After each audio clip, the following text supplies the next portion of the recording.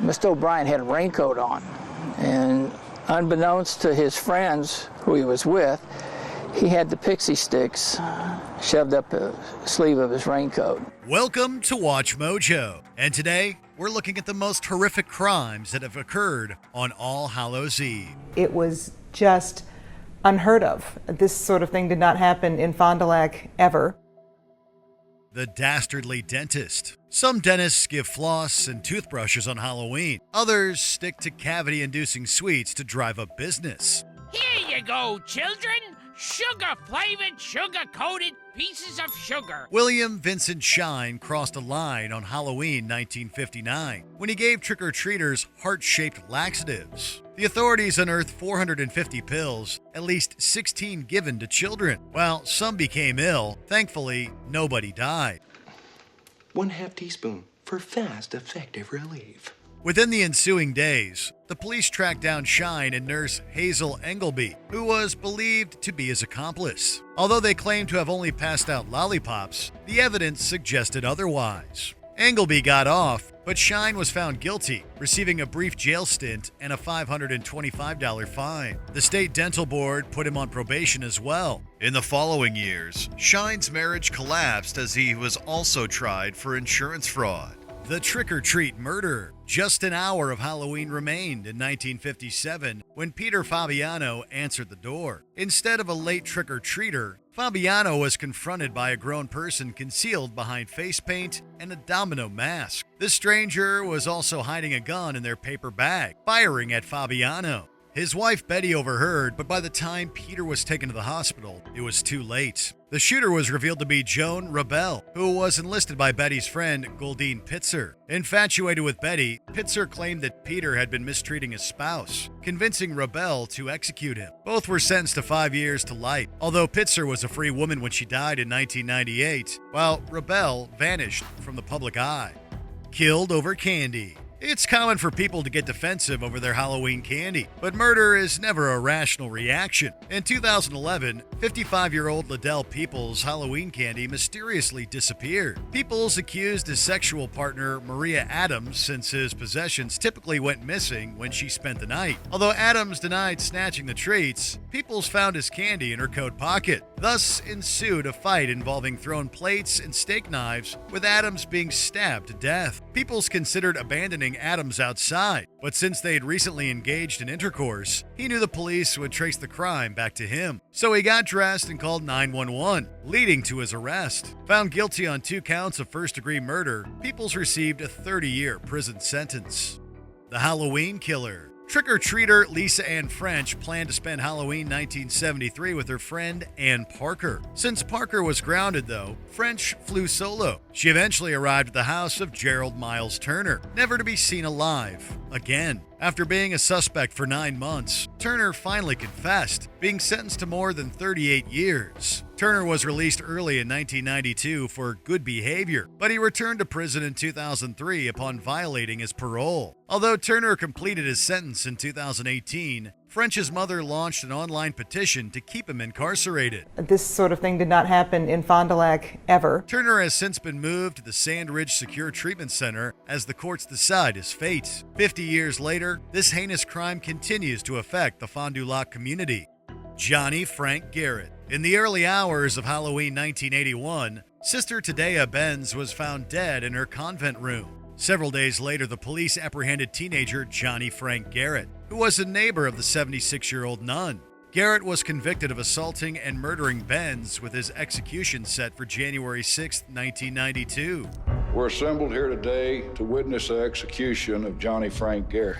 Pope John Paul II appealed on Garrett's behalf, resulting in a reprieve that lasted a month. Although forensic psychiatrist Dr. Dorothy Lewis argued that Garrett was living with multiple personality disorder and childhood trauma, the execution ultimately went through on February 11, 1992. Anything you want to say to us right now, son?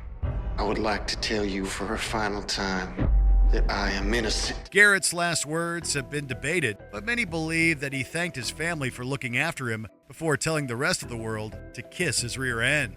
Egging gone wrong. Nobody likes getting egged on Halloween, but it's generally a harmless prank that doesn't stick with people beyond November 1st. Hand over the candy, old dude, or we egg your house back to the Stone Age. Some eggs crack louder than others, however. According to the New York Times, at least 24 individuals were wounded or killed due to Halloween eggings between 1984 and 2010. Among the most tragic cases occurred in 1998, when Carl Jackson accompanied his girlfriend and her son to a party. On the way, their car was hit with eggs. Jackson confronted the teenagers responsible before returning to the passenger seats. Suddenly, one teen removed a gun, killing Jackson with the shots. Curtis Sterling was sentenced to 20 years for the senseless crime. Jackson's mother annually sent Sterling a Halloween card reading, "I'm glad you're still there."